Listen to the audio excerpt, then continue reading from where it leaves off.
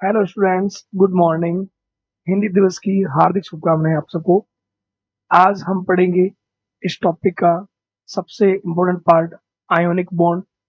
ठीक है, ionic bond से पहले लास्ट क्लास में हमने क्या पढ़ा था? रेजोनेंस पढ़ा था। तो रेजोनेंस जो है उसका एक एप्लीकेशन ये भी होता है, किसी भी कंपाउंड, कोई भी कंपाउंड है, उस कंपाउंड के लिए क्या होता है? एक फॉर्मल चार्ज होता है। फॉर्मल चार्ज अपन ये बोल सकते हैं, कोई भी मॉलिक्यूल जो है, उस मॉलिक्यूल में जो भी एटम्स हैं, उसमें रेजोनेंस के कारण जो भी इलेक्ट्रॉन का डिस्प्लेसमेंट हुआ है, उस कारण से जो भी एवरेज चार्ज उस पर आया है, तो एवरेज फॉर्मल चार्ज अगर हम देखते हैं, या हम ये बता सकते हैं कि उस कंपाउंड में इलेक्ट्रॉन जाने से कहाँ पे नेगेटिव चार्ज आया है, कहाँ पे पॉजिटिव चार्ज हुआ है।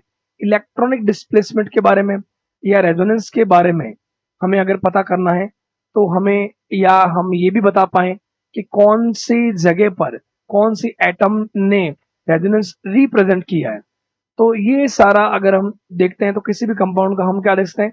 Average formal charge. तो फॉर्मल चार्ज अगर मान लो, जैसे मैं अगर बोलूं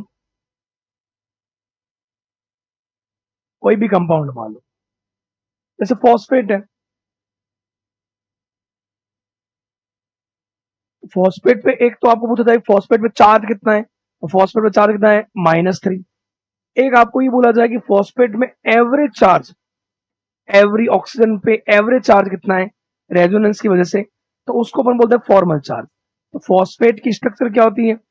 एक डबल बॉन्ड था, O minus, O minus and O minus. अब आपको मैंने बोला था रेजोनेंस की कंडीशन क्या है? अगर डबल सिंगल डबल हो, डबल सिंगल नेगेटिव हो, डबल सिंगल पॉजिटिव हो, डबल सिंगल फ्री रेडिकल हो, डबल सिंगल लोन पेयर हो, तो अगर ये कंडीशन हो, तो उसमें डबल बॉन्ड का क्या होता है? Complete transfer. तो यहाँ पे हम अगर बोलते हैं कि अगर ये नेगेटिव यहाँ आता है, तो ये डबल बॉन्ड आगे जा सकता है। तो वो अगर डबल बॉन्ड आगे जाएगा, तो नेगेटिव चार्ज वहां पर भी आएगा। एक में नेगेटिव चार्ज इन तीनों पे था। अगर नेक्स्ट स्ट्रक्चर अपन देखेंगे, तो नेक्स्ट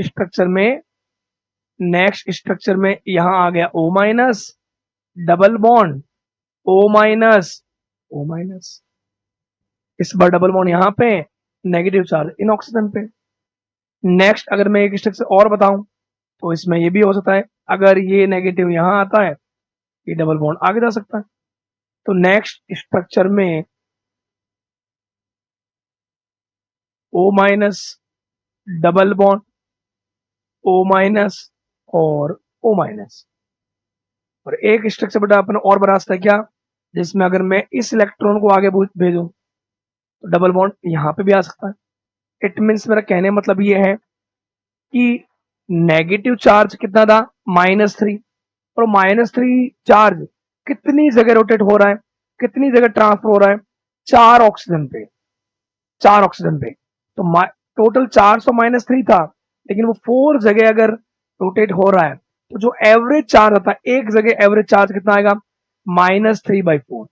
-3/4 यहाँ पे, -3/4 यहाँ पे, -3 यहाँ पे, -3/4 यहाँ पे। टोटल जो चार्ज होगा कंपाउंड का, वो तो क्या होगा? -3। और एक एवरी एटम पर बोला जाए, तो एवरी एटम पर कितना आएगा? -3/4। वो जो एवरेज चार्ज होता है, उसी को अपन बोलते हैं एवरेज फॉर्मल चार्ज। जो हम फॉर्मेलिटी के लिए, हम सिर्फ ये एक्सप्लेन करने के लिए कि अगर हमें रेजोनेंस को एक्सप्लेन करना है, तो हमें बताना पड़ेगा कि यहाँ पे नेगेटिव चार्ज था, इसलिए नेगेटिव सिंगल डबल ये अल्टरनेट पोजीशन पे थे, इसलिए चार्ज आगे ट्रांसफर हो रहा है, इस कारण से डबल बॉन्ड आगे ट्रांसफर हो रहा है। तो हमें रेजोनेटिक स्ट्रक्चर एक्सप्लेन करने के लिए जो चार्ज फॉर्मेलिटी के लिए यूज करना पड़ा, उसको अपन क्या बोलते हैं? Formal charge. तो फॉर्मल चार्ज का अगर अपन फॉर्मूला बोला जाए, तो फॉर्मूला ये बोल सकते हैं अपन, फॉर्मल चार्ज का फॉर्मूला ये होता है, total charge, total charge on molecule upon, ये बोल सकते हैं, या तो हम बोल सकते हैं टोटल रेजोनेटिक स्ट्रक्चर, जितनी उसकी रेजोनेटिक स्ट्रक्चर बन रही है, जैसे फॉस्फेट की 4 बनती है। या अपन ये भी बोल सकते हैं सराउंडिंग एटम, ये भी अपन बोल सकते हैं। जैसे फॉस्फोरस है, उसके सराउंडिंग एटम कितने रेजोनेंस में पार्टिसिपेट कर रहे हैं? 1, 2, 3 और 4। तो चारों अगर ऑक्सीजन रेजोनेंस में पार्टिसिपेट कर रही है तो रेजोनेटिक स्ट्रक्चर भी कितनी बनेंगी, 4। तो अपने बोले इतना है। तो यहाँ पे टोटल चार्ज फॉस्फेट का कितना है, -3। सराउंडिंग एटम कितने हैं, 4। तो ये हम फॉस्फेट का क्या बोलते हैं, फॉर्मल चार्ज।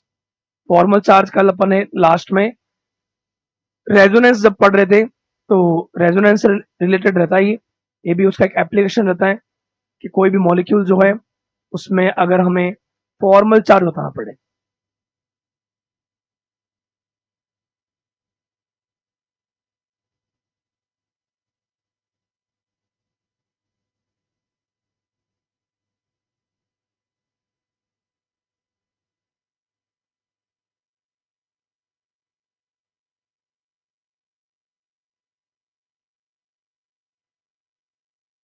ओके, तो ये तो है फॉर्मल चार्ज। इसके लिए आयंस के लिए एक दो आयंस और भी अपन देख लेते हैं। जैसे मान लो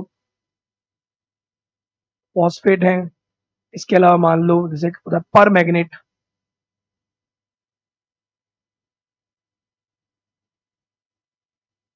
आपने कभी नाम सुना होगा पोटेशियम पर मैग्नेट। पोटेशियम पर मैग्नेट से ही मैग्नेट बना है। तो इसकी स्ट्रक्चर जो होती है, इसकी स्ट्रक्चर भी क्या होती है, manganese, O minus, double bond, double bond और डबल बॉन्ड। तो इसके दोनों एप्लीकेशन है। अगर वो आपको बोला जाए बॉन्ड ऑर्डर, बॉन्ड ऑर्डर का कल क्या रखा था, टोटल बॉन्ड्स। अब देख लो यहाँ पे double single negative, double single negative, double single negative. तो ये भी रेजोनेंस में पार्टिसिपेट कर सकता है, ये भी कर सकता है, ये भी कर सकता है। तो ये तीनों पार्टिसिपेट करेंगे, वो भी करेगा। तो एक बार नेगेटिव वहां आ रखा है, अगर क्या होगा, ये अगर यहाँ आता है तो नेगेटिव यहाँ आ जाएगा। फिर अगर ये यहाँ आता है तो ये भी तो यहाँ आ सकता है, और ये भी यहाँ आ सकता है। तो कितनी स्ट्रक्चर बन सकती है, 4। तो 4 तो हो गई रेजोनेटिक स्ट्रक्चर। रेजोनेटिक स्ट्रक्चर कितनी हो गई, 4 हो गई। एक बार माइनस यहाँ पे, एक बार माइनस यहाँ पे, एक बार यहाँ आएगा, एक यहाँ आएगा। और टोटल बॉन्ड्स कितने दिख रहे हैं आपको, डबल डबल डबल और सिंगल, कितने हो गए, 7। तो 7/4 बॉन्ड ऑर्डर है इसके बीच, इसके बीच, इसके बीच और इसके बीच। तो सबको ऐड करोगे आप तो 7/4, 7/4, 7/4 और 7/4, टोटल कितना आएगा, 7। टोटल बॉन्ड कितने हैं, 7। लेकिन वो 7 बॉन्ड 4 ऑक्सीजन में डिवाइड है। तो एवरेज बॉन्ड ऑर्डर कितना आ गया, 7/4। एवरेज फॉर्मल चार्ज बोला जाए, फॉर्मल चार्ज क्या, टोटल चार्ज इस पे कितना है, -1। लेकिन वो -1 एक स्ट्रक्चर में यहाँ पे है, सेकंड में यहाँ पे आ जाएगा, थर्ड में यहाँ पे आ जाएगा, फोर्थ में यहाँ पे आ जाएगा। मतलब -1 चार्ज है लेकिन 4 जगह डिवाइड है। तो टोटल चार्ज और टोटल सराउंडिंग एटम, बस। तो फॉर्मल चार्ज में आपको, ये फॉर्मल चार्ज आप किसके लिए निकालोगे, जो भी क्या होंगे, सपोज आयन फॉर्म में जो मॉलिक्यूल्स होते हैं, आयन फॉर्म में निकालना है तो तुम्हें उस आयन पे total charge upon surrounding atom. एक और बोलते हो, जैसे सल्फेट बोल दिया गया आपको, तो सल्फेट पे, सल्फेट में देख लो, सल्फेट की अगर स्ट्रक्चर देखते हो तो सल्फेट की स्ट्रक्चर क्या होता है, कल भी मैंने आपको बोला था, ऑक्सीजन हो, जनरली अपन सुनते हैं ऑक्सीजन क्या बनाता है बेटा, डबल बॉन्ड। डबल बॉन्ड बनता है ऑक्सीजन पे, अब क्या है, -2। तो माइनस वाला जो है तो सिंगल बॉन्ड बना दो,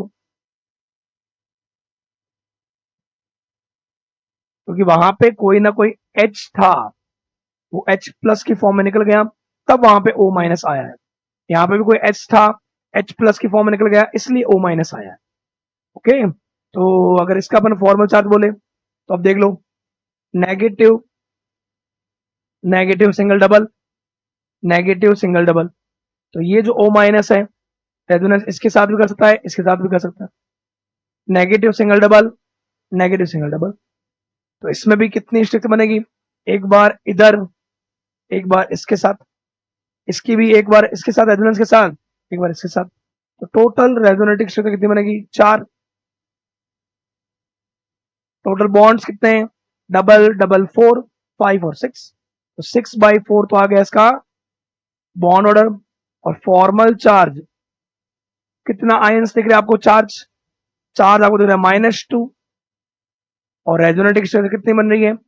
इस O माइनस ने इसके साथ दो रेजोनेटिव स्ट्रक्चर, इसकी भी इसके साथ रेजोनेंस, ये O माइनस यहाँ पे, ये डबल बॉन्ड यहाँ पे, और ये यहाँ पे, ये भी तो आगे जा सकता है। तो टोटल रेजोनेटिव स्ट्रक्चर कितनी बन सकती है? 4। तो ये जो होता है -2/। तो ये आपको फॉर्मल चार्ज जो भी आयंस फॉर्म में मॉलिक्यूल होते हैं उनके लिए अपन निकालते हैं। न्यूट्रल भी होते हैं, न्यूट्रल के लिए अपन देखेंगे भाई न्यूट्रल के लिए कैसे निकालते हैं।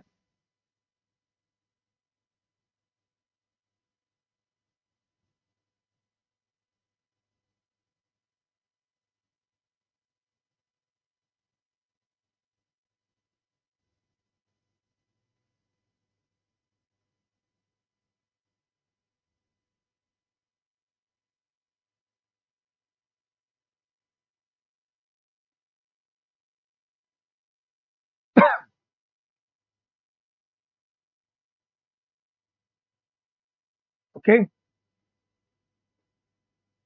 अब इसके अलावा और भी होते हैं, बहुत सारे आयंस होते हैं, इनके लिए आप निकाल ट्राई करना। कुछ मैं लिखता हूं,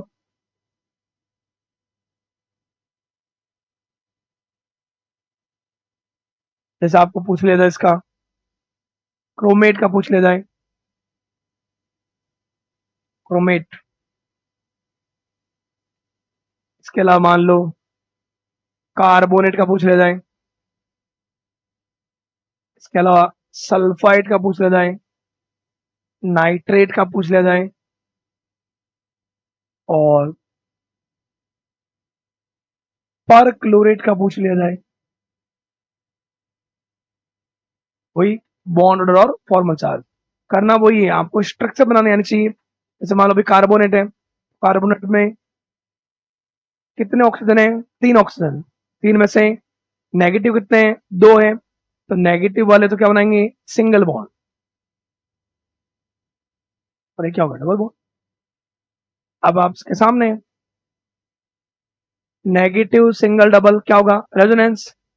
तो अगर ये नेगेटिव यहां आता है तो नेक्स्ट में डबल बॉन्ड यहां आएगा, यहाँ नेगेटिव आ जाएगा, और एक स्ट्रक्चर ऐसी आएगी जिसमें अगर ये माइनस यहां आता है तो डबल बॉन्ड वहां आ जाएगा।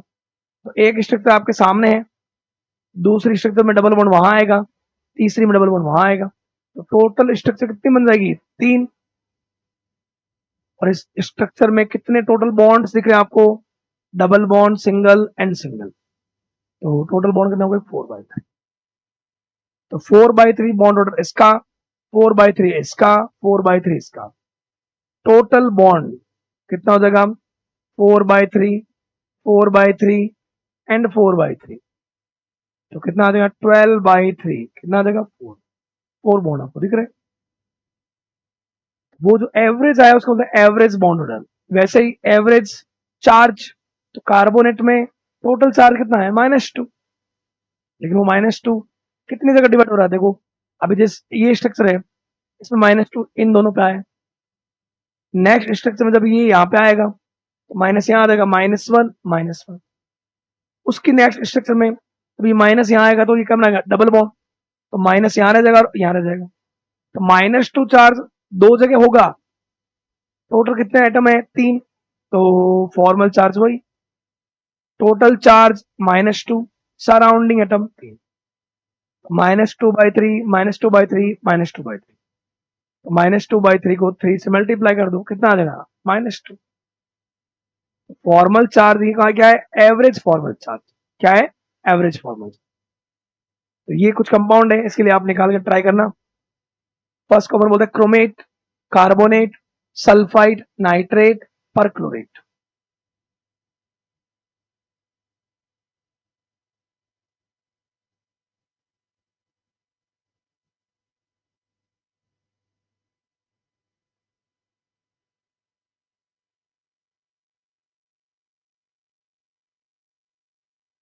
ओके, नेक्स्ट एक फॉर्मल चार्ज का हो रहा है। कई बार मान लो आपको, क्योंकि फॉर्मल चार्ज जाना ना, न्यूट्रल मॉलिक्यूल जो हो, मतलब ये क्या है? ये तो चार्ज स्पीसीज थी, हमने एवरेज चार्ज बोल दिया। न्यूट्रल मॉलिक्यूल में अगर हमें कैसे निकालना हो तो वहां फॉर्मल चार्ज डिपेंड करता है बॉन्डेड इलेक्ट्रॉन पे, नॉन बॉन्डिंग इलेक्ट्रॉन पे। तो वो कैसे, अगर मान लो कोई मॉलिक्यूल, इसमें एनसीईआरटी के अकॉर्डिंग ओजोन का कई बार आ रखा है, जैसे ओजोन भी क्या कर रहा है, रेजोनेंस। तो मेनली बात यह है कि रेजोनेंस को एक्सप्लेन करने के लिए ही ये चार्ज बताया जाता है, ताकि वो जो भी हाइपोथेटिकल स्ट्रक्चर है उसमें हमें कैसे पता चला कि इलेक्ट्रॉन किस तरफ जाएगा। जनरली होता है ना नेगेटिव, नेगेटिव का इलेक्ट्रॉन डबल बॉन्ड की तरफ जाएगा। नेगेटिव को अपन क्या मानते हैं, नेगेटिव वाले को अपन ये मानते हैं इलेक्ट्रॉन रिच स्पीसीज मानते हैं। लोन पे रहे तो लोन पे डबल बॉन्ड की तरफ जाएगा, पॉजिटिव है तो पॉजिटिव की तरफ डबल बॉन्ड के इलेक्ट्रॉन आएंगे। तो ये सारे फॉर्मल चार्ज से ही पता चलते हैं। तो यहाँ पे जैसे अभी मॉलिक्यूल है, इसमें आपको बोल दिया जाएगा कि आप फर्स्ट का, सेकंड का और थर्ड का फॉर्मल चार्ज बताइए। तो आपको जो स्ट्रक्चर है वो स्ट्रक्चर बनानी सही आनी चाहिए, और लेविस के अकॉर्डिंग, लेविस स्ट्रक्चर के अकॉर्डिंग, लुइस कॉजल स्ट्रक्चर जो होती है तो अपने स्टार्टिंग में आया था उसके अकॉर्डिंग पर रिप्रेजेंटेशन करना आना चाहिए। ऑक्सीजन है, ऑक्सीजन में वैलेंस इलेक्ट्रॉन कितने होते हैं, 6। यहाँ इस ऑक्सीजन ने 2 इलेक्ट्रॉन से लिए हैं, इट मीन इसके सारे इलेक्ट्रॉन तो पड़े यहाँ पे 2, 4 एंड 6। ऊपर वाला ऑक्सीजन है, इसके 2 इलेक्ट्रॉन्स इधर चले गए, 2 इलेक्ट्रॉन्स इधर चले गए, खुद के पास कितने इलेक्ट्रॉन बच गए, 2। इनको अपन क्या बोलेंगे, नॉन बॉन्डिंग इलेक्ट्रॉन। और ये जो ऑक्सीजन है इसने अगर 2 इलेक्ट्रॉन दिए हैं तो अभी इसके कितने इलेक्ट्रॉन पड़े, 4। तो फॉर्मल चार्ज का एक फॉर्मूला आता है, क्या बोलते हैं, फॉर्मल चार्ज का एक फॉर्मूला रहता है, कौन सा, अगर जो भी एलिमेंट है valence electron minus non bonding electron minus half into bonding electron.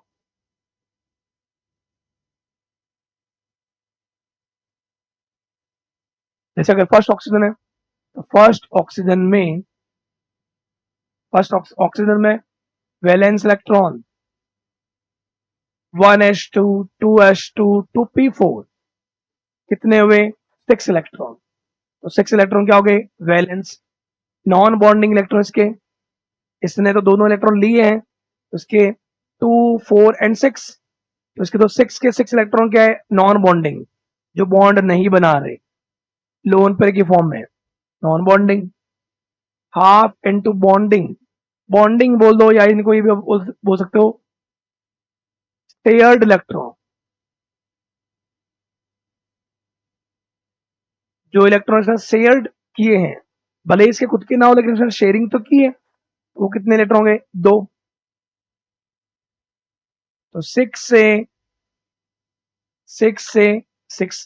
Cancel, 2 से 2 कैंसिल, क्या आ जाएगा, माइनस। तो जो फर्स्ट ऑक्सीजन था इस पे चार्ज क्या आएगा, माइनस।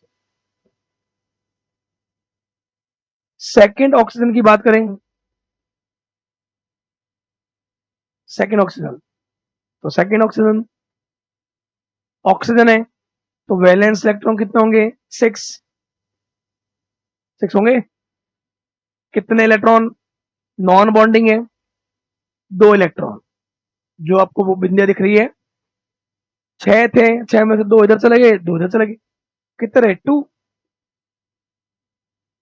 हाफ इनटू, अब शेयर्ड कितने इसके, तो इसके शेयर्ड है 2 एंड 2, 4, 4 एंड 2, कितना, 2 से 6 3 टाइम्स, -2 -3, 6 -5 कितना आ गया, +1। तो इस ऑक्सीजन पे क्या आ गया, +1, यहाँ आ गया -1। और अगर इसका करोगे थर्ड का, तो थर्ड का भी आप कर सकते हो।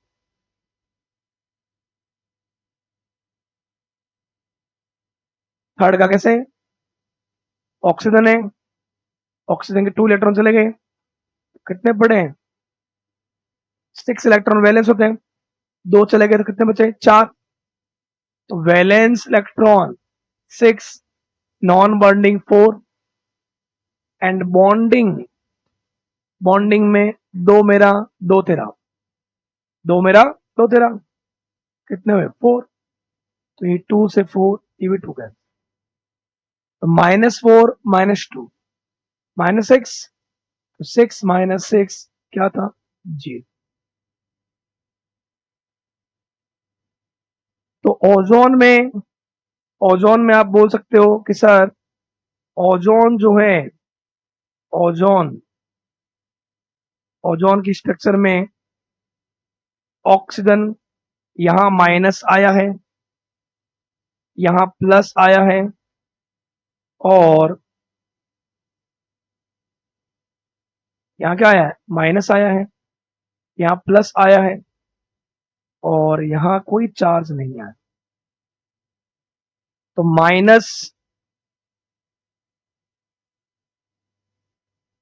माइनस इलेक्ट्रॉन यहां गया, और ये इलेक्ट्रॉन आगे जा सकता है। इट मीन हम बोल सकते हैं इन चार्ज की वजह से ही क्या हो रहा है? रेजोनेंस। तो मैंने इसीलिए बोला रेजोनेंस को एक्सप्लेन करने के लिए ये स्ट्रक्चर बताई जाती है, और ये स्ट्रक्चर को अपन बोलते हैं रेजोनेटिक स्ट्रक्चर। और इन स्ट्रक्चर में जो भी इनके ऊपर चार्ज होता है उसको अपन क्या बोलते हैं? Formal charge. तो फॉर्मल चार्ज को निकालने के लिए हमें ये फॉर्मूला पता होना चाहिए, ये ध्यान रख सकते हो आप, नोट कर लो उसको।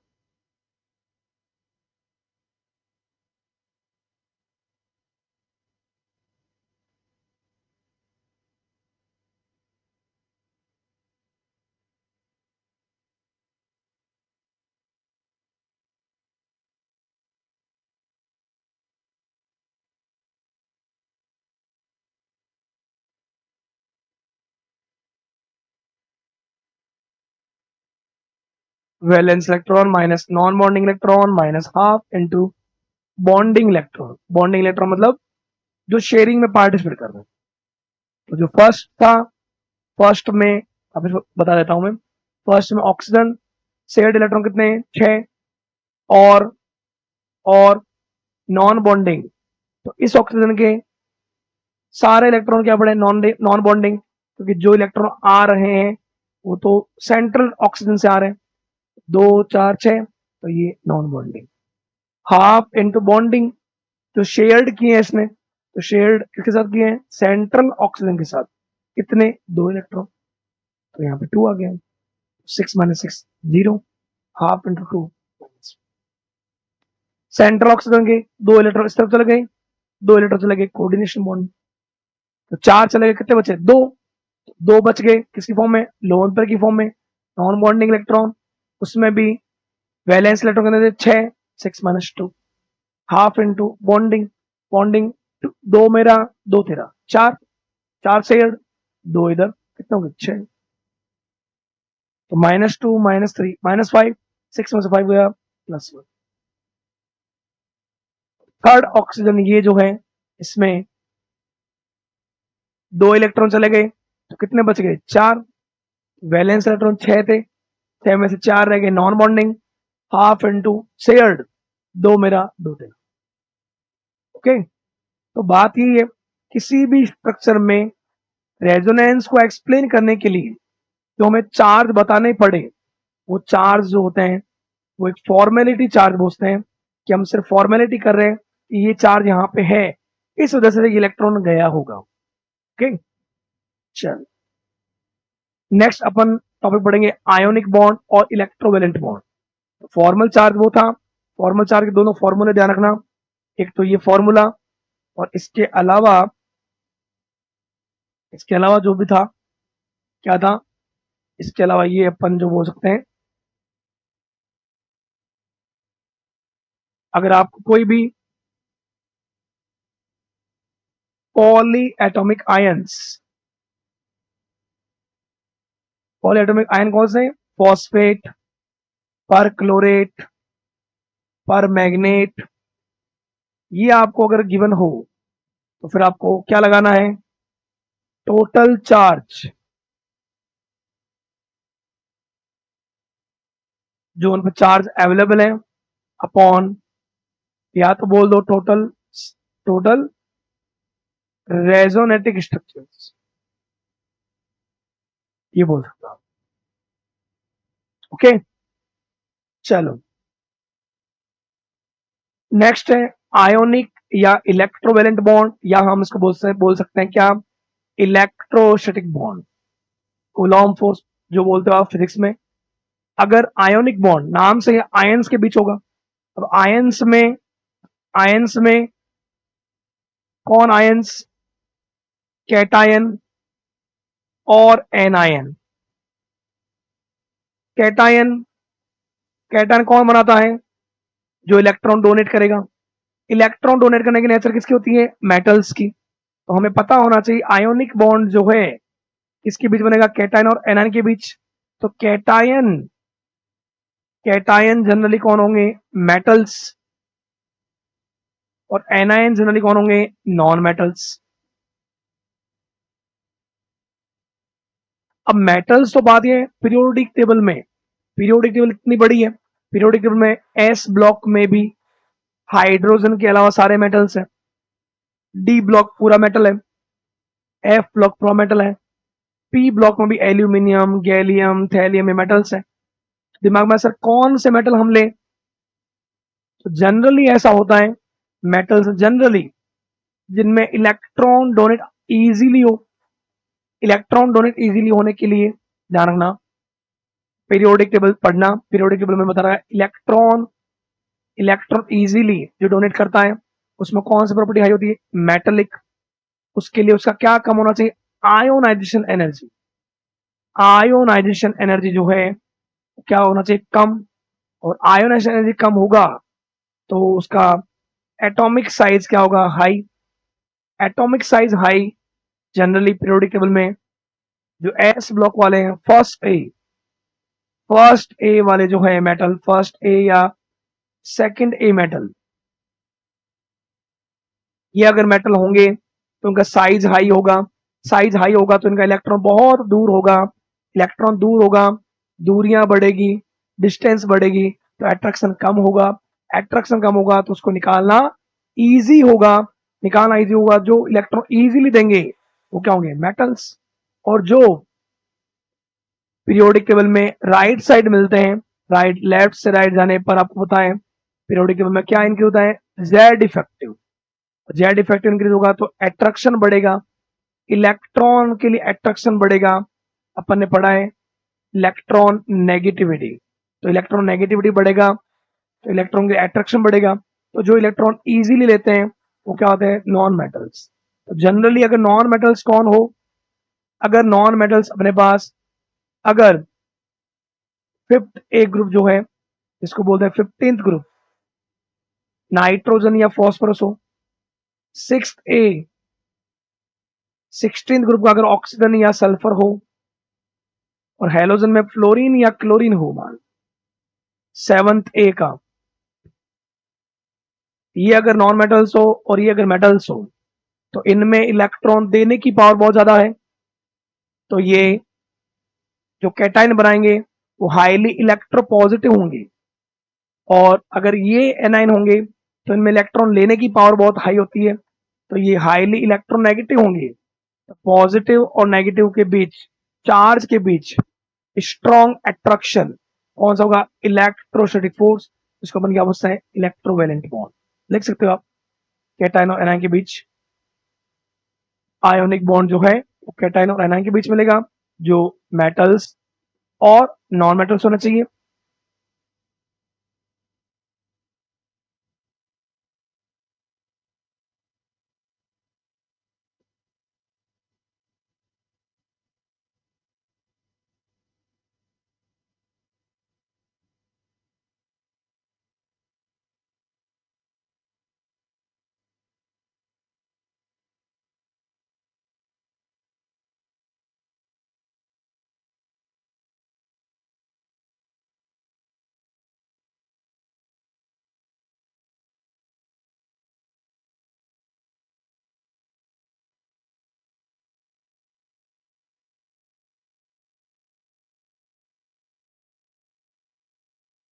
ओके, डेफिनेशन बोलते अपन क्या, the chemical bond formed between two और more atom as a result of the complete transfer of one more electron। Ionic bond बनता है इलेक्ट्रॉन के कंप्लीट ट्रांसफर से। मतलब जब भी आयोनिक बॉन्ड अगर आप बात करोगे तो आप कंप्लीटली प्लस लिखोगे, कंप्लीटली माइनस लिखोगे। ऐसा नहीं कि जैसे अपन कई बार लिखते हैं कि HCl में पार्शियल नेगेटिव पार्शियल पॉजिटिव, वहां पे हम ये बता रहे हैं कि शायद ऐसा होता है कि ये बॉन्ड के इलेक्ट्रॉन इस तरफ जा रहे होते हैं, उसको बोलते पार्शियल डिस्प्लेसमेंट। आयोनिक बॉन्ड में ऐसा नहीं है। मैग्नीशियम जो था वो 12 नंबर पर था, 12 उसमें इलेक्ट्रॉन थे, कंप्लीटली 2 इलेक्ट्रॉन्स निकाले हैं। इलेक्ट्रॉन निकलने पे कौन सा आएगा, मतलब उसमें इलेक्ट्रॉन की डेफिशिएंसी आएगी, मतलब वहां पे क्या बन गया, वो कैटायन इलेक्ट्रॉन डोनेट करता है तो क्या आता है, पॉजिटिव चार्ज। और अगर वो इलेक्ट्रॉन क्लोरीन ने लिए, एक क्लोरीन लेता है तो क्या होगा, Cl माइनस। 2 क्लोरीन लेते हैं तो 2 इलेक्ट्रॉन्स, क्या होगा, 2 Cl माइनस। कैटायन और एनायन, कैटायन और एनायन अगर एक स्ट्रॉन्ग अट्रैक्शन से एक दूसरे को अट्रैक्ट कर रहे हैं तो उनके बीच वो स्ट्रॉन्ग अट्रैक्शन, उसको बोलते हैं इलेक्ट्रोस्टैटिक फोर्स। तो ये बोला गया है कि इलेक्ट्रॉन की कंप्लीट ट्रांसफर से जो बॉन्ड बनता है, इलेक्ट्रॉन के कंप्लीट ट्रांसफर से, कंप्लीट ट्रांसफर मेटल्स डोनेट करेगा, नॉन मेटल एक्सेप्ट करेगा। डोनेट करने पर एक पर प्लस आएगा, दूसरे माइनस आएगा। गैसियस आयंस, ये गैसेस आयन जब एक दूसरे को अट्रैक्ट करेंगे तो अगर ये मिलकर 1 मोल क्या बनाए, सॉलिड, तो उस दौरान भी एक एनर्जी निकलेगी, उसको बोलेंगे लैटिस एनर्जी। तो ये अगर ये कंपाउंड बनता है तो ये कंपाउंड के बीच में, इस कंपाउंड में एटम्स के बीच में जो बॉन्ड होता है स्ट्रॉन्ग बॉन्ड, वो कौन सा होता है, ionic bond. Okay, electropositive atom loses electrons, तो इलेक्ट्रोपॉजिटिव मतलब कौन हो गया, मेटल्स।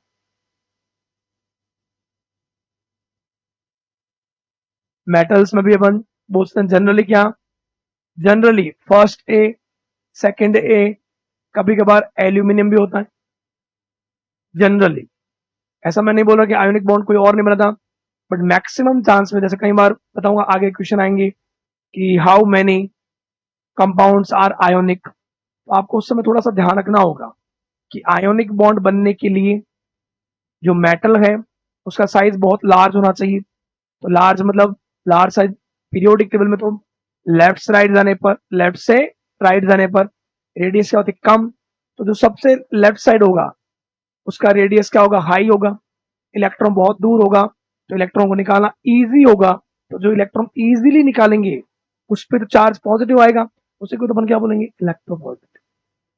इलेक्ट्रोनेगेटिव किस तरफ आएंगे, पीरियोडिक टेबल में राइट साइड, राइट साइड जो आएंगे, जैसे 5th ए में नाइट्रोजन फॉस्फोरस, 6th ए में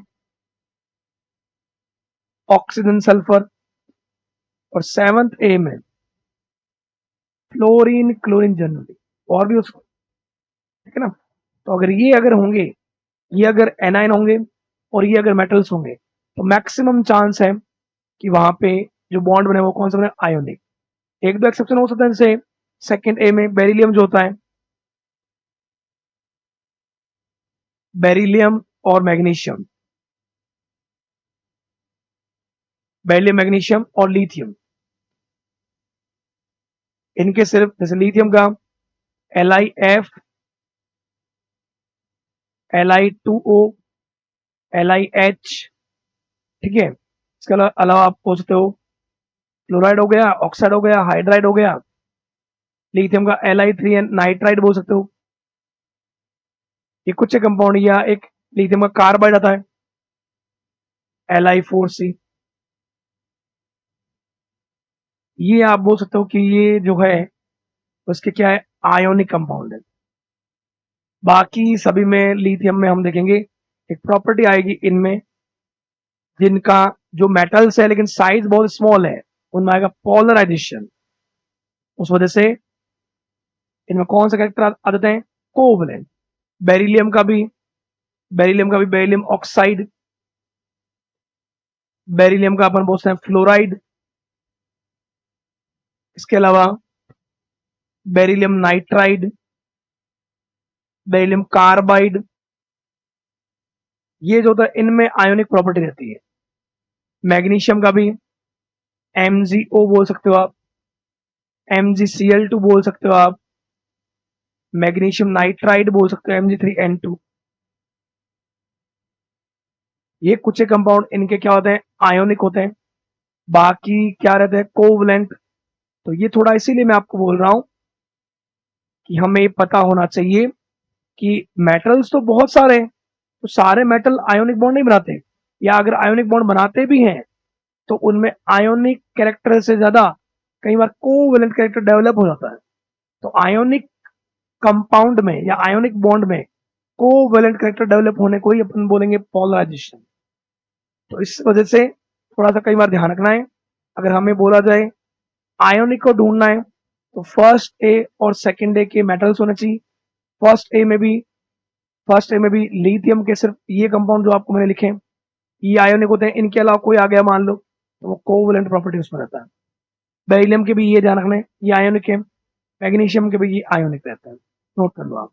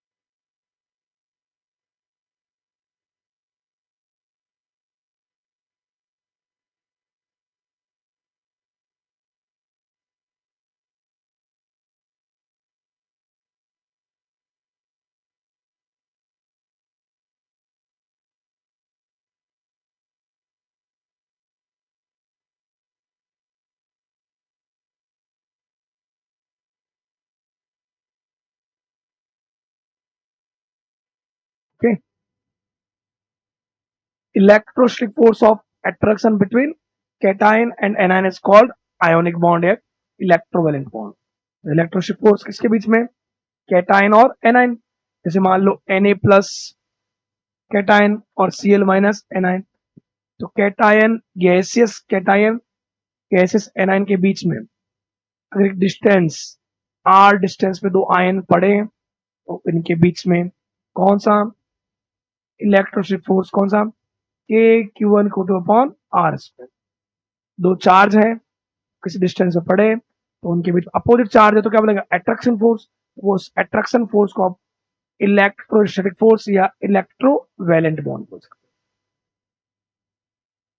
हैं। इलेक्ट्रॉन नेगेटिविटी, अब इसमें ये भी है थोड़ा सा, कई बार अपने को ये देखना हो कि कंपाउंड जो दे रखे हैं इसमें आयोनिक बॉन्ड की नेचर ज्यादा है तो हम उस अकॉर्डिंग जैसे मान लो ऐसा बोल दिया जाए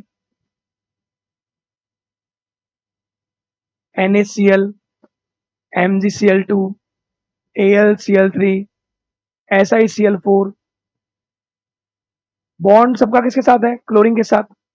इसका भी क्लोरीन के साथ, इसका भी क्लोरीन के साथ, इसका भी क्लोरीन के साथ। तो आपको अगर कई बार बॉन्ड में देखना हो कि मोर आयोनिक कैरेक्टर किस में ज्यादा हो सकते हैं, भाई जितना पीरियोडिक टेबल में लेफ्ट और राइट वालों में डिस्टेंस ज्यादा होगी, जितना वो लेफ्ट में होगा उतना उसका साइज बड़ा होगा, उसका इलेक्ट्रॉन बहुत दूर होगा तो उसको निकालना इजी होगा। इलेक्ट्रॉन इजीली निकालेंगे तो हाईली इलेक्ट्रोपॉजिटिव होगा। और जो इस तरफ होगा उसका जेड इफेक्टिव बहुत हाई होगा, इलेक्ट्रॉन के लिए अट्रैक्शन हाई होगा। और इलेक्ट्रॉन के लिए अट्रैक्शन हाई होता है तो वो उस पर इलेक्ट्रॉन लेने की नेचर बहुत ज्यादा है। जो इजीली इलेक्ट्रॉन लेंगे वो कौन होते हैं, नॉन मेटल्स। तो मेटेलिक कैरेक्टर अगर हाई है तो highly electropositive, non metallic character high है तो वो highly electronegative. Highly electropositive, highly electronegative के बीच में अगर अट्रैक्शन फोर्स बनता है तो वो क्या होगा, स्ट्रॉन्ग आयोनिक बॉन्ड। वही बात है, अगर जैसे ये है, अब यहाँ पे अगर आपको देखना है ज्यादा मोर आयोनिक कौन है तो आप डेल्टा ई एन निकाल सकते हो। अब डेल्टा ई एन के लिए तो ई एन याद होना जरूरी है। सोडियम का ई एन कितना होता है? सोडियम का ई एन टेबल देखना, वापिस जाओ पीरियोडिक टेबल वाले टॉपिक में, इलेक्ट्रॉन नेगेटिविटी बहुत अच्छे से समझो, डाउट साहब पूछो, रोज आपको कह रहा हूं। सोडियम का ई एन कितना? 0.9। क्लोरीन का ई एन होता है 3.1 या 3.2 भी हो सकता। डिफरेंस जो आएगा वो कितना आएगा? 2.2 का। मैग्नीशियम 1.2 होता है, क्लोरीन का 3.1, कितना आ जाएगा यहाँ पे? ऑलमोस्ट 1.9 का। 1.5, 3.1, 1.6 का। सिलिकॉन की ये होती है 1.8, ये होती है 3.1, यहाँ पे 1. तो जहां डिफरेंस हाई है वहां आयोनिक कैरेक्टर भी क्या होगा? हाई होगा। तो सबसे ज्यादा नेचर आयोनिक किसकी होगी? NaCl। सबसे लोवेस्ट किसकी होगी? SiCl। इसीलिए ये दोनों कंपाउंड कोवेलेंट ही होते हैं, ये दोनों आयोनिक होते हैं। उसमें भी MgCl2 में कोवेलेंट नेचर रहती है ड्यू टू पोलराइजेशन। पोलराइजेशन क्या होता है वो इस चैप्टर में आगे बढ़े। Okay, representation of formula of compound, ये बहुत शानदार है कि अगर हम किसी भी कंपाउंड, किसी भी आयोनिक कंपाउंड का अगर हमें फॉर्मूला बताना हो तो हमें एक तो पता होना चाहिए, सबसे पहले तो हमें पीरियोडिक टेबल में ये पता होना चाहिए कि वो एलिमेंट कौन से ग्रुप में आता है। अगर ग्रुप में आता है तो हम पता होगा उसकी वैलेंसी, वैलेंसी पता होगी तभी हम वैलेंसी का जो चार्ज है वो चार्ज उसके ऊपर लिख दो। जैसे मान लो मेरे को बोला गया कि एक कंपाउंड कोई भी बहुत बोला गया कि मैग्नीशियम का नाइट्रोजन के साथ, मैग्नीशियम है और नाइट्रोजन है, तो मुझे पता होना चाहिए मैग्नीशियम पीरियोडिक टेबल में कौन सा ग्रुप में आता है? सेकंड में। तो सेकंड ग्रुप में कोई भी अगर आता है तो उनके ऊपर चार्ज कितना होता है? +2। नाइट्रोजन पे चार्ज कितना होता है? -3। तो इसके चार्ज को क्रॉस मल्टीप्लाई कर दो, इसके चार्ज को भी क्रॉस मल्टीप्लाई कर दो। तो जो क्रॉस मल्टीप्लाई करोगे तो इसका चार्ज इसके पैरों में, इसका चार्ज इसके पैरों में, तो ये क्या आएगा? Mg3N2। तो हमें किसी भी कंपाउंड का फॉर्मूला रिप्रेजेंटेशन करना है, सबसे पहले उनको लिखो, फिर उनका चार्ज लिखो, उनके चार्ज को क्या कर दो? Cross multiply. जैसे आपने NaCl लिखा, सोडियम पे चार्ज कितना आता है? +1, क्लोरीन पे कितना आता है? -1। तो आपने इसके चार्ज को इधर मल्टीप्लाई किया, इसको इधर मल्टीप्लाई किया, दोनों 1 1 ही था, तो क्या आ गया? Na1Cl1 था ना। तो आपको किसी के लिए भी वैसा नहीं है, मान लो आपको बताता हूं मैं, कोई थोड़ा हार्ड भी बताए, मान लो जैसे आपको बोलते एल्यूमिनियम फॉस्फेट बनाओ, एल्यूमिनियम फॉस्फेट, तो आपको पता होना चाहिए एल्यूमिनियम पीरियोडिक टेबल में एल्यूमिनियम आता है बोरॉन फैमिली में, बोरॉन वैसे बोलते हैं 3rd A। एल्यूमिनियम पे जनरली भी आपने चार्ज कितना देखा होगा? +3। फॉस्फेट ही होता है, फॉस्फेट पे चार्ज कितना होता है? -3। तो उस पर +3, इस पर -3, इसका चार्ज इधर, इसका चार्ज इधर, क्या आएगा? Al3PO4 whole thrice. दोनों को 3 3 है बेटा, तो कैंसिल कर दो, बोले क्या लिख सकते हो आप? AlPO4 भी लिख सकते हो आप, एल्यूमिनियम फॉस्फेट। तो किसी का भी अगर हमें फॉर्मूला रिप्रेजेंटेशन करना है, एक दो अपन और देखते हैं, किसी का भी, तो हमें पहले ये पता होना चाहिए कि वो कौन से ग्रुप का है, क्या उसकी वैलेंसी है। मान लो जैसे देखो, आपको बोला जाए कैल्शियम ऑक्साइड, तो कैल्शियम तो पता है आपको, कैल्शियम पे चार्ज कितना होता है? +2। ऑक्सीजन पे चार्ज कितना होता है? -2। तो आप खुद ही मल्टीप्लाई करो, देखो क्या होगा।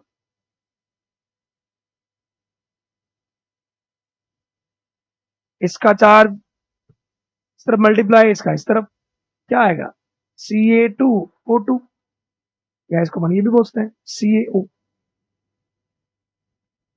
तो कंपाउंड का अगर हमें फॉर्मूला रिप्रेजेंटेशन करना हो, सबसे पहले एलिमेंट को लिखो, फिर हमें उसकी वैलेंसी पता होना चाहिए, वैलेंसी को क्रॉस मल्टीप्लाई कर दो।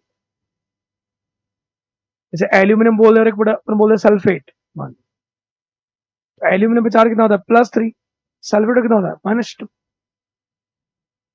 तो इसका चार्ज इधर मल्टीप्लाई, इसका चार्ज इधर मल्टीप्लाई, Al2SO4 होता।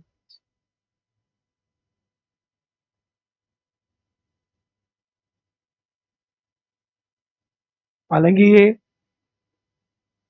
नीट बेसिस वैसे क्वेश्चन नहीं आते हैं, बस पता होना चाहिए जो भी रिप्रेजेंटेशन है। कई बार हमें फॉर्मूला करना पड़ता है, यूज कहीं ना कहीं आता है मॉलिकुलर वेट के लिए। अगर हमने फॉर्मूला ही गलत लिख दिया, एल्यूमिनियम फॉस्फेट में अपन ने दोनों 3 कर दी, तो फिर उसका मॉलिकुलर फॉर्मूला में मॉलिकुलर वेट हाई आएगा। तो इसलिए फॉर्मूला पता होना चाहिए। Okay, mechanism of formation of ionic bond और ionic crystal lattice. Ionic bond कोई भी बनता है तो वो कैसे बना होगा, उसकी मैकेनिज्म क्या है, या उसको बनाने के लिए कौन कौन सी एनर्जी लगी होगी, तो ये बताना बॉन्ड हैबर साइकिल में। या ऐसा बोल सकते हैं, ये इसलिए भी एक्सप्लेन किया गया था क्योंकि क्या था, यहाँ पे एक आएगा लैटिस एनर्जी। लैटिस एनर्जी की लैटिस एनर्जी की थियोरेटिकली वैल्यू, वो क्या प्रैक्टिकल वैल्यू होती है। तो अगर थियोरेटिकल वैल्यू हमें पता करनी है कोई भी कंपाउंड के लिए, क्योंकि अगर लैटिस एनर्जी की वैल्यू अगर पता करेंगे तो हम उस वैल्यू के बेसिस पर हम ये बता सकते हैं कि कौन सा आयोनिक बॉन्ड मोर स्ट्रांग है। और लैटिस एनर्जी अगर हाई होगी, मोर स्ट्रांग होगा, तो उसका मेल्टिंग पॉइंट भी हाई होगा। तो मेल्टिंग पॉइंट के बेसिस पर हम ये बोल सकते हैं, हार्डनेस बता सकते हैं। तो बॉन्ड हैबर साइकिल बताती है, या तो अपन ये बोल सकते हैं आयोनिक कंपाउंड बनने की मैकेनिज्म, और या अपन ये बोल सकते हैं, क्या हम ये भी बोल सकते हैं कि वो लैटिस एनर्जी की थ्योरेटिकल वैल्यू बताता है, और थ्योरेटिकल वैल्यू के बेसिस पर हम डिफरेंशिएट कर सकते हैं कि कौन सा आयोनिक कंपाउंड मोर स्ट्रॉन्गर है। तो देखो, कोई भी अगर आयोनिक कंपाउंड तुम्हें बनाना है, एक सिंगल स्टेप तो ये होता है, यहाँ पे एक लॉ और लगता है थर्मोडाइनमिक्स का, हैस लॉ, वो वहां देखेंगे अपन। बट अभी यहाँ पे अपन क्या बोल, बॉन्ड हैबर साइकिल।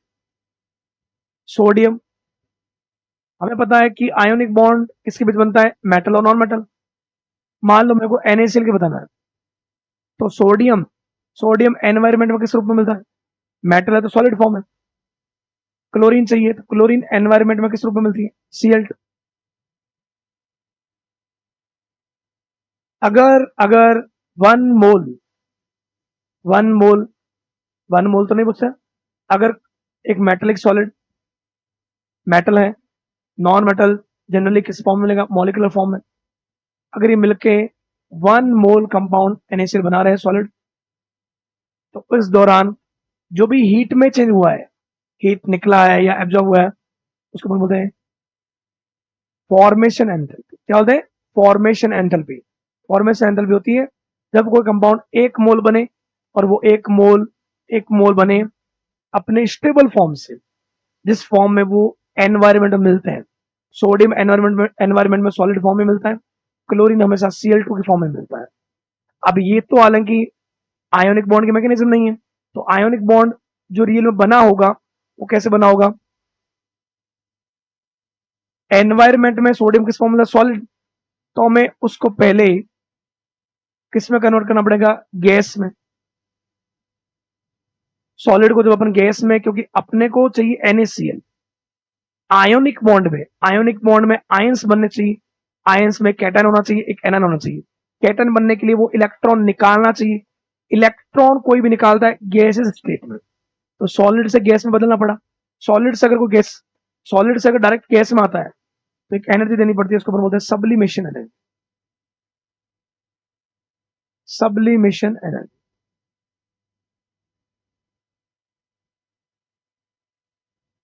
ओके। और अब ये गैस स्टेट में अगर ये इलेक्ट्रॉन लूज करता है, तो ये बनाएगा Na plus gases ions. Cl2 है, मॉलिक्यूल है, मॉलिक्यूल फॉर्म में। तो मॉलिक्यूल को अगर हम ब्रेक करते हैं, मॉलिक्यूल को ब्रेक करने के लिए मॉलिक्यूल को ब्रेक करने के लिए एक एनर्जी दी जाती है। उस एनर्जी को अपन बोलते हैं बॉन्ड डिसोसिएशन एनर्जी। क्या बोलेंगे? Bond dissociation energy. तो Cl2 को हमें ब्रेक करने के लिए जो एनर्जी देनी पड़ी उसका नाम है बॉन्ड डिसोसिएशन एनर्जी। Cl2 है, हाफ मोल्स है। पूरा मोल होता तो क्लोरीन कितने मिलते? 2 मिलते। हाफ मोल से कितना मिलेगा? 1। कौन सी फेज में होता है? गैस स्टेट में होता है, गैस स्टेट। हमें Na प्लस के साथ में क्या चाहिए? Cl minus. क्या चाहिए? अभी तक ये Cl गैस गैसेस फॉर्म में आए। कोई भी अगर अकेला है एलिमेंट, उसको बोलते हैं isolated. Isolated gas atom, isolated gas atom को जो अपन फर्स्ट इलेक्ट्रॉन देंगे तो वो बनाएगा आइसोलेटेड गैसेस आयन। और जब वो गैसेस आयन बनाएगा तभी तो ये क्या बना? एनायन। कैटायन एनायन को जब अट्रैक्ट करेगा, कैटायन जब एनायन को अट्रैक्ट करेगा तभी तो उनके बीच में क्या बने? Ionic bond. तो ये जो एनायन बना, इस एनायन बनने के दौरान यहाँ पे एक एनर्जी रिलीज होती है, इसको अपन बोलते हैं इलेक्ट्रॉन गेन एंथैल्पी। पहला इलेक्ट्रॉन जो अपन देते हैं, फर्स्ट इलेक्ट्रॉन ऐड करने पर एनर्जी निकलती है। तो फर्स्ट इलेक्ट्रॉन गेन एंथैल्पी क्या होती है? एक्सोथर्मिक। क्या होती है? एक्सोथर्मिक। क्या होती है? एक्सोथर्मिक। तो ये क्या बना? Cl minus. ये क्या बना? Na plus cation. तो हम बोल सकते ये कैटायन, तो अगर ये एनायन ऐड होते हैं, अगर ये 1 मोल NaCl सॉलिड बनाते हैं, 1 मोल NaCl सॉलिड, तो उस दौरान भी एक एनर्जी रिलीज होगी,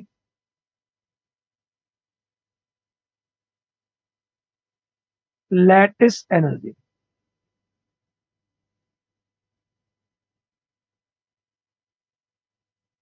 इसका भी डेल्टा एच क्या होगा?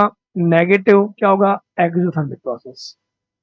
तो ये कंपाउंड एक मोल बना है, एक मोल कंपाउंड बना है किससे?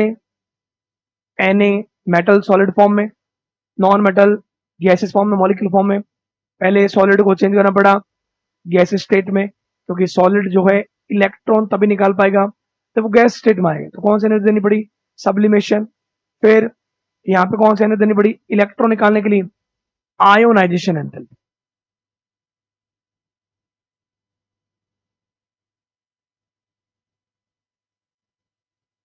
फिर मॉलिक्यूल था, मॉलिक्यूल को तोड़ना पड़ा क्योंकि हमें चाहिए Cl ही तो आगे जाके क्या बनाएगा? इलेक्ट्रॉन लेके Cl माइनस।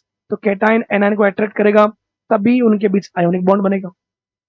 तो ये यहाँ पे हमें देना पड़ा, बॉन्ड तोड़ने के लिए एनर्जी देना पड़ा, तो ये भी एंडोथर्मिक।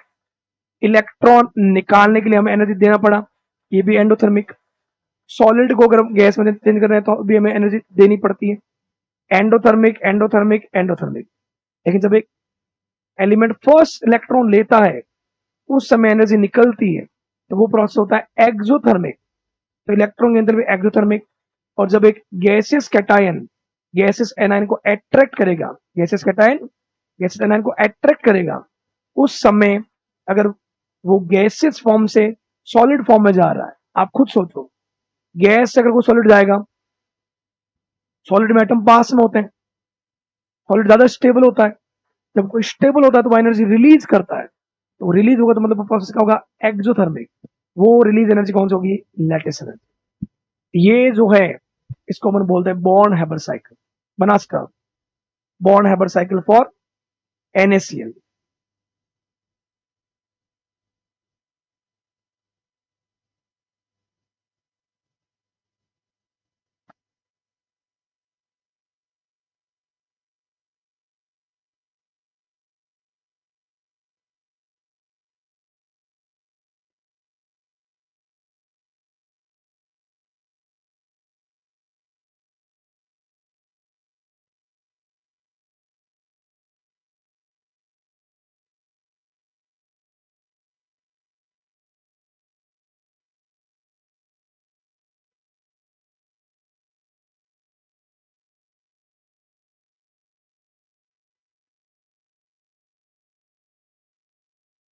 सॉलिड से गैस बना, गैस से अब यहाँ पे सोडियम को Na+ में ही कन्वर्ट करना था, तो एक इलेक्ट्रॉन ही निकालना पड़ा। अगर यहाँ पे एल्यूमिनियम होता, एल्यूमिनियम +3 होता है, 3 इलेक्ट्रॉन निकालने पड़ते हैं, तो Ip फर्स्ट, सेकेंड, फिर थर्ड, तीनों होती। तो एवरी मॉलिक्यूल के लिए बॉन्ड हैबर साइकिल भी थोड़ी चेंज होती है। बॉन्ड हैबर साइकिल चेंज होगी, कुछ एक एनर्जी उसमें जुड़ेगी। जैसे यहाँ पे Ip सिर्फ एक है, इसमें Ip सेकेंड, Ip थर्ड जुड़ेगी। किसी में जैसे यहाँ पे एक इलेक्ट्रॉन ले रहा है, ऑक्सीजन होता तो 2 इलेक्ट्रॉन लेता, इलेक्ट्रॉन के अंदर फर्स्ट और सेकेंड, तो बस वही बात है, एनर्जी में चेंज होगा, तो फिर आगे जाके लैटिस एनर्जी चेंज होगा। ये सभी एनर्जी मिलाकर डेल्टा एच एफ के इक्वल होता है। यही वो जो नाम में ले रहा था हैस ने बोला कि चाहे तुम डायरेक्ट NaCl बना लो, डायरेक्ट सोडियम को लेकर क्लोरीन के साथ, और चाहे तुम इतने स्टेप करके भी अगर NaCl बना लो, तो इतने स्टेप में जितनी एनर्जी लगी है वो टोटल एनर्जी, वो मैं ही पूछता हूँ, ये total delta H F equal होगा। सबसे पहले कौन सी एनर्जी आई थी अपने, सब्लिमेशन एनर्जी, फिर आई थी आयोनाइजेशन एनर्जी, फिर क्लोरीन की तरफ आई थी बॉन्ड डिसोसिएशन एनर्जी, फिर फिर क्या था, इलेक्ट्रॉन गेन एंथैल्पी एक्सोथर्मिक थी, तो एक्सोथर्मिक नेगेटिव होता है, तो उसको माइनस में लिखो। फिर लास्ट में आया था लैटिस एनर्जी। ये सारी एनर्जी मिलाकर क्या आता है, डेल्टा एच एफ के बराबर। डेल्टा एच एफ क्या था, enthalpy for formation of 1 mole compound. Okay, तो ये देख लो।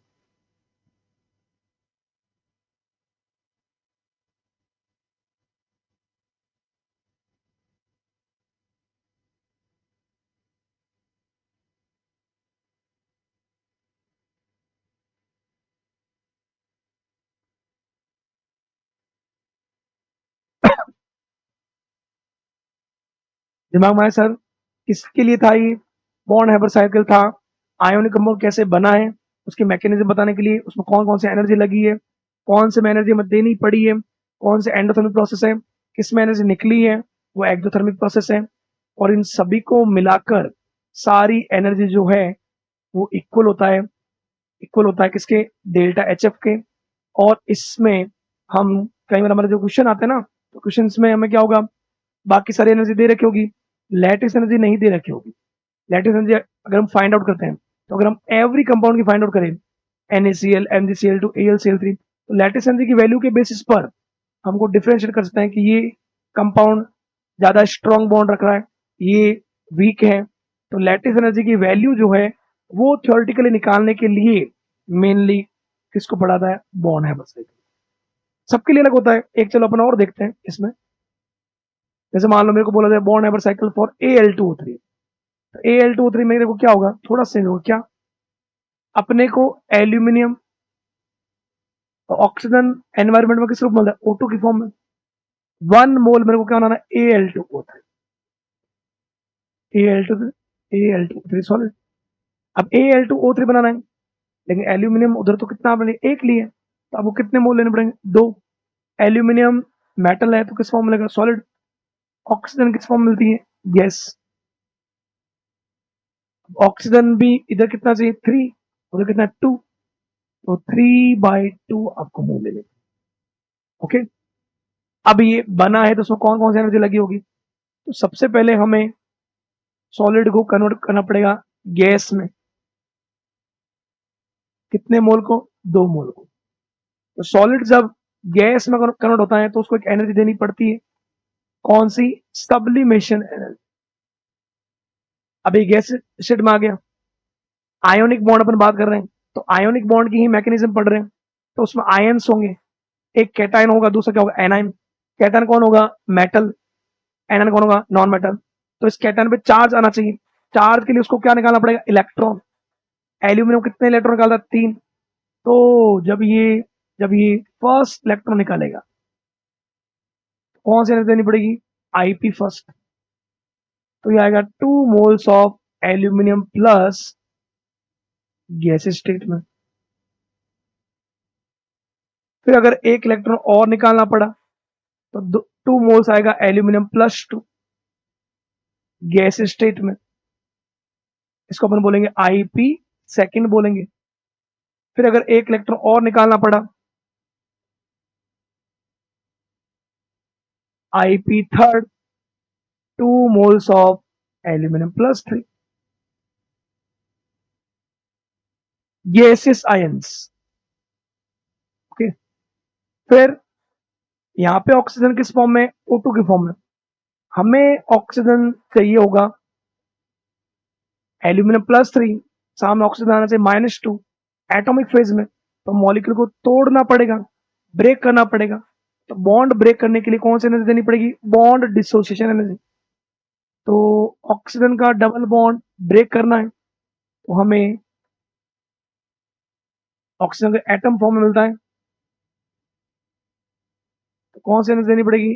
Bond dissociation energy. और जब ये फर्स्ट इलेक्ट्रॉन ऐड करता है तो 3 मोल क्या बनाएंगे? O-। पहला इलेक्ट्रॉन ऐड करता है तो जो एनर्जी निकलती है इसको अपन बोलते हैं इलेक्ट्रॉन गेन एंथैल्पी। ये होता है एक्सोथर्मिक। और इसी में अगर हम सेकंड इलेक्ट्रॉन ऐड करेंगे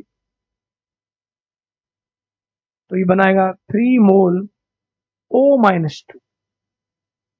second electron gain enthalpy positive होती है, मतलब एंडोथर्मिक प्रोसेस होता है। अब ये 3 मोल आ गया O-2 और ये आ गया Al+3। ये दोनों अगर एक दूसरे की तरफ अट्रैक्ट होते हैं तो हमें क्या मिलेगा? 1 मोल Al2O3 सॉलिड फॉर्म में। यहां जो एनर्जी निकलेगी उसको अपन बोलेंगे लैटिस एनर्जी। ये Al2O3 के लिए एक साइकिल है जिसको अपन बोलते हैं बॉर्न हैबर साइकिल।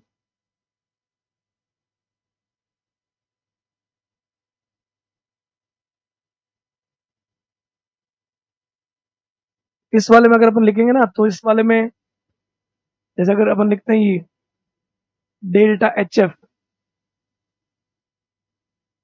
ΔHF ये, इसमें कौन कौन सी एनर्जी आ जाएगी? Sublimation energy, endothermic, sublimation endothermic, और आयोनाइजेशन जी फर्स्ट सेकेंड थर्ड। कितने मोल? 2 मोल्स के लिए। तो 2 मोल्स के लिए Ip first plus second plus third, plus में 3 मोल के लिए 3/2 mole, 3/2 mole bond dissociation energy.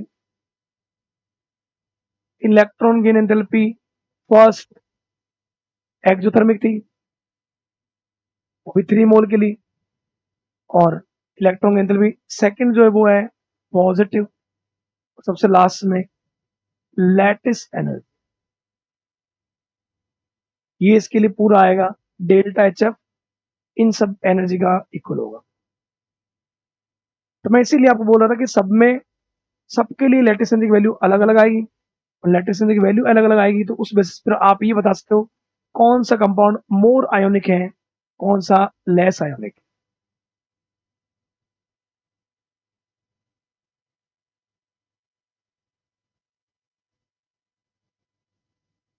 इस पूरी साइकिल को बोलते हैं born Haber cycle for Al2O3।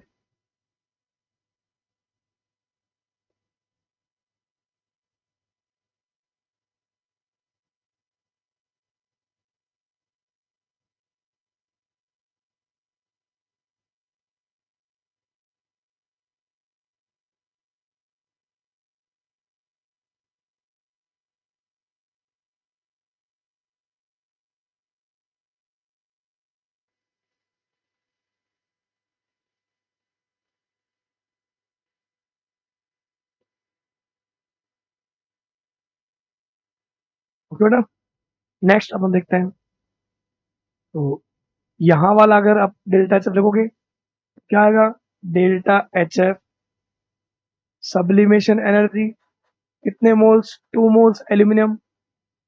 फिर 2 moles IP first, IP second, IP third plus 3/2 moles जो था बॉन्ड डिसोसिएशन एनर्जी ऑक्सीजन के लिए, और 3 मोल्स के लिए इलेक्ट्रॉन गेन एंथैल्पी फर्स्ट जो एक्सोथर्मिक होता है, और 3 मोल्स के लिए इलेक्ट्रॉन गेन एंथैल्पी सेकेंड, लेकिन वो एंडोथर्मिक होता है इसलिए वो प्लस। लास्ट आता है लैटिस एनर्जी, ये पूरा डेल्टा एच एफ के बराबर होगा। Okay, 2 moles aluminium first second third, bond energy 3/2 मोल के लिए, इलेक्ट्रॉन एंथैल्पी फर्स्ट एक्सो एंडो 3 मोल के लिए लैटिस। ओके, नेक्स्ट अपन चलते हैं favourable condition for ionic bond formation. अगर आयोनिक बॉन्ड बनाना है तो उसके लिए फेवरेबल कंडीशन जो अपन ने देखा था कि अगर कोई भी मोर आयोनिक है तो इसमें सबसे सबसे बड़ा बात जो है वो ये है कि एक तो क्या होना चाहिए, आप ये बोल सकते हो जो आयोनेशन एनर्जी है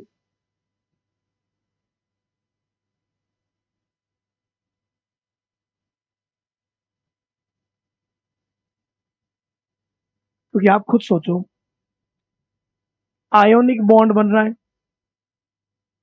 मेटल नॉन मेटल, मेटल में नेचर कौन से होनी चाहिए, इलेक्ट्रॉन देने के लिए इलेक्ट्रॉन को निकालना इजी होना चाहिए, इलेक्ट्रॉन निकालना इजी होने के लिए इलेक्ट्रॉन न्यूक्लियस से बहुत दूर होना चाहिए, बहुत दूर होगा तो इलेक्ट्रॉन जहां तक होता है वहां तक के डिस्टेंस को अपन क्या बोलते हैं, रेडियस।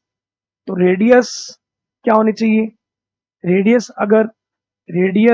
अगर हाई होगी तो आयोनेशन एनर्जी क्या होगी, कम। तो आयोनेशन एनर्जी कम होनी चाहिए, रेडियस हाई होनी चाहिए। इसके अलावा जो एनायन है उसमें इलेक्ट्रॉन लेने की पावर हाई होनी चाहिए, तो एनायन की इलेक्ट्रॉन गेन एंथैल्पी जो है वो क्या होनी चाहिए, हाई होनी चाहिए, शुड बी हाई। और आयोनेशन एनर्जी क्या होनी चाहिए, कम। इसके लिए आप ये बोल सकते हो कि रेडियस कैटायन का साइज क्या होना चाहिए, बड़ा होना चाहिए। तो आप बोल सकते हो delta H F is more negative, compound more stable होना चाहिए। तो अगर मान लो भाई डेल्टा एच एफ नेगेटिव ज्यादा होगा, मतलब फॉर्मेशन में ज्यादा एनर्जी निकली है, जितनी एनर्जी ज्यादा निकलेगी तो सिस्टम उतना ज्यादा स्टेबल होता है। और अगर लेस नेगेटिव है तो वो कम स्टेबल है, और बहुत ज्यादा पॉजिटिव है तो वो क्या होता है, अनस्टेबल। तो ये टोटल मिला के कहने मतलब ये इसको रिलेटेड कह रहा है कि भाई ये जो डेल्टा एच एफ है कोई भी कंपाउंड का, ये बहुत ज्यादा क्या होना चाहिए, नेगेटिव। ये भी इसका रीजन है, कोई भी आयोनिक बॉन्ड होता है उसके आयोनेशन एनर्जी कम होनी चाहिए, मेटल का साइज बड़ा होना चाहिए।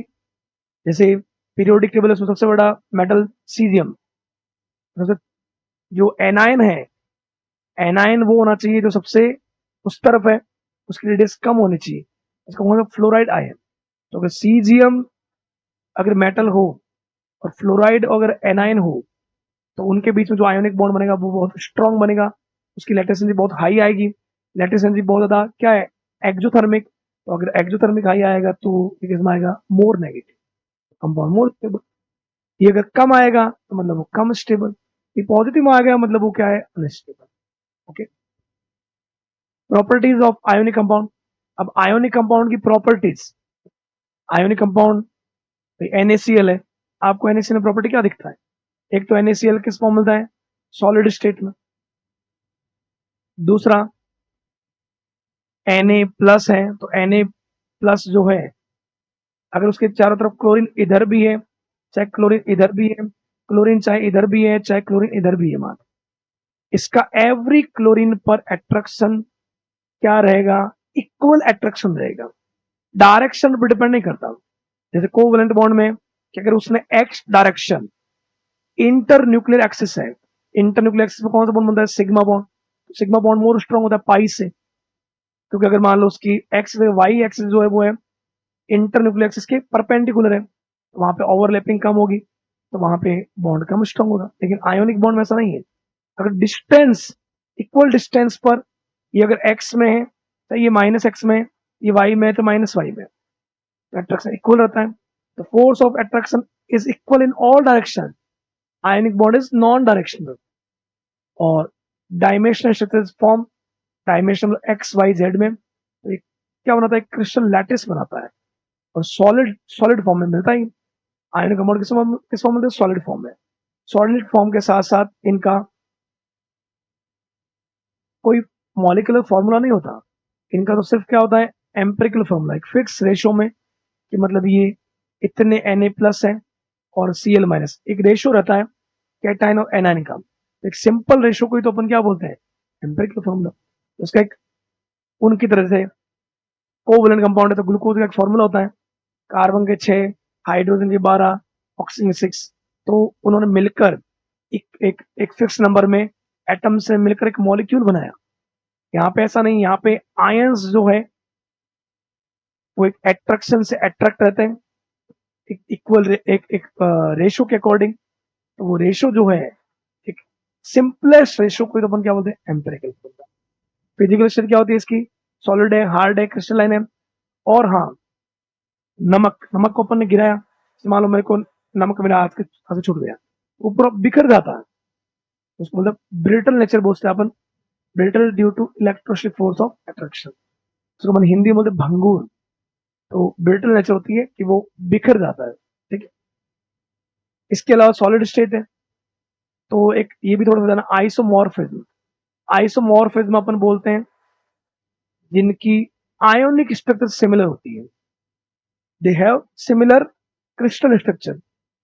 तो अब बात ये कैसे हमें पता कैसे चलेगा भाई, आयोनिक स्ट्रक्चर मतलब ये कि अरेंजमेंट, जैसे अगर एक क्रिस्टल बन रहा है तो क्रिस्टल में जैसे NaCl है, तो NaCl क्रिस्टल में, क्रिस्टल अगर अरेंज होगा तो उसका Na प्लस मान लो, एक उसकी पोजीशन रहती है, मान लो जैसे रूम है, रूम में जितने भी कॉर्नर है, कॉर्नर पे Na प्लस है, जितने भी वो सब फेस है, फेस पे क्लोराइड आयंस है। तो कैटाइन और एना की एक फिक्स पोजीशन है, तो उससे एक स्ट्रक्चर बनेगी, जिस कई बार बनती है बॉडी सेंटर क्यूबिक टाइप बनती है, कई बार फेस सेंटर क्यूबिक बनता है। तो एक आयनिक स्ट्रक्चर रहती है एक कंपाउंड की। अगर वो जिनकी सिमिलर होती है उनको अपन बोलते हैं कि ये क्या है, आइसोमॉर्फ। और उस फिनोमेनन को अपन बोलते हैं आइसोमॉर्फ। अब हम कैसे पहचानेंगे आइसोमॉर्फिज्म, तो एक ट्रिक है कि या तो कंपाउंड को आप क्या देखो, आइसोमॉर्फ देखना, तो या तो they have similar number of electrons as well as similar number of ions. जैसे कैसे, मान लो आपको जैसे बोल दिया NaF बोल दिया मान लो, और एक आपको बोल दिया MgU। तो NaF में Na प्लस में सोडियम कितने पाता है, 11, प्लस आ गया मतलब कितने इलेक्ट्रॉन निकल गए, एक। तो इसमें कितने इलेक्ट्रॉन रह गए, 10 इलेक्ट्रॉन। इसका जो एनाइन है F माइनस, फ्लोरीन कितने पाता है, 9। तो फ्लोरीन ने भी अगर एक इलेक्ट्रॉन गेन किया है तो F माइनस में इसमें भी कितने इलेक्ट्रॉन हो गए, 10। MgO किससे बना है, Mg प्लस 2, O माइनस 2। तो Mg प्लस 2 में भी कितने इलेक्ट्रॉन होते हैं, 10 इलेक्ट्रॉन। और O माइनस 2 में भी कितने होते हैं, 10 इलेक्ट्रॉन। तो अगर कोई दो आयोनिक कंपाउंड है, उनमें इलेक्ट्रॉन के नंबर सिमिलर है, similar number of electrons as well as similar number of ions, similar number of ions अगर है, यहाँ पे भी आयंस कितने हैं, 2 है, यहाँ पे भी आयंस कितने हैं, 2 है। तो उनकी, तो उनका अगर कॉन्फ़िगरेशन है कैटन और एनाइन का, कॉन्फ़िगरेशन मतलब अरेंजमेंट वो सिमिलर हो सकता है, तो ये आपस में क्या हो जाएंगे, आइसोमॉर्फ। ओके, तो ये एक ट्रिक है कि अगर आपको आइसोमॉर्फ को पहचानना है तो सिमिलर नंबर ऑफ उनमें क्या होते हैं, electrons as well as similar number of क्या होते हैं उसमें, आयंस। तो NaF और MgO आप पहचान सकते हो।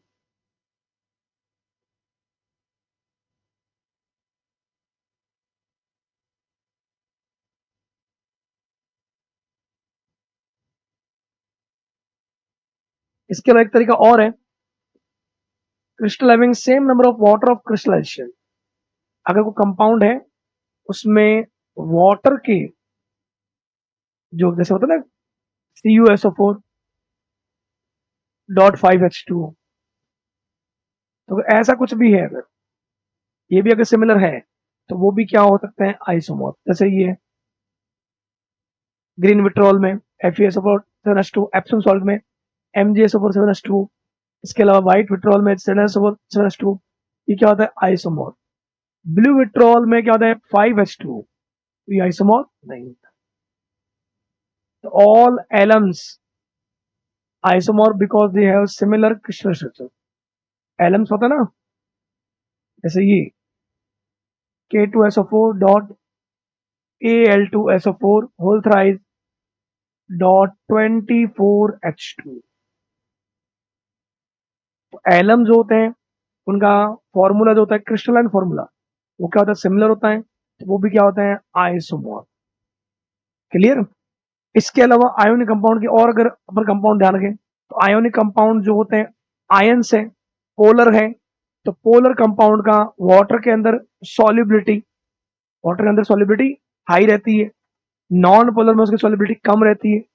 अब उनकी सॉल्युबिलिटी के लिए एक एनर्जी रहती है, हाइड्रेशन एनर्जी और लैक्टेशन एनर्जी पे बेसिस, वो हम नेक्स्ट क्लास में देखेंगे।